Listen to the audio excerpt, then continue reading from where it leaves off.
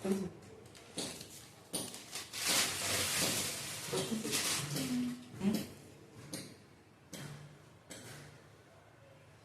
বন্ধুরা, এখন বর্ষাকাল, এবার যা বৃষ্টি হয়েছে, এবার বৃষ্টির জন্য মাছগুলো কতটা সুন্দর হয়েছে, কতটা গোল পাড়া। আর দেখুন চওড়া, পুরো 1 কেজি, পুরোটা 1 কেজি।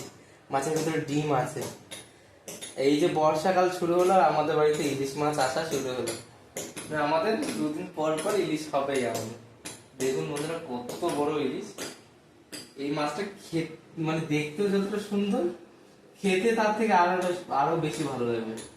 মানে এক একটা পিসই হবে আপনার এত বড় বড় করে। মাছটা এত সুন্দর লাগছে, দেখুন কত বড় ইলিশ, খুব সুন্দর লাগে, খুব সুন্দর।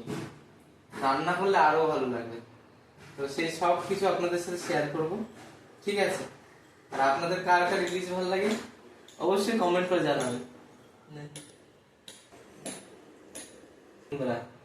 আজকে বাজারে গেছিলাম, বাজার থেকে ইলিশ নিয়ে এলাম।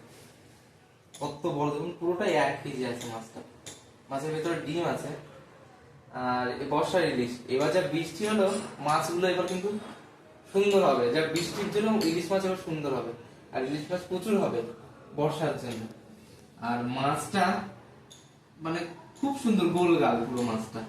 আর এতটা চওড়া মাছটা। রান্না করলে যা লাগবে না এই মাছটা এবার সুন্দর লাগবে, কারণ হচ্ছে বৃষ্টিটা এবার প্রচুর হয়েছে। বৃষ্টি যেমন হয়েছে, ইলিশও তেমন স্বাদ হবে ইলিশে। তো ইলিশ কার কার পছন্দ কমেন্টসে জানাবেন, ঠিক আছে? নমস্কার বন্ধুরা।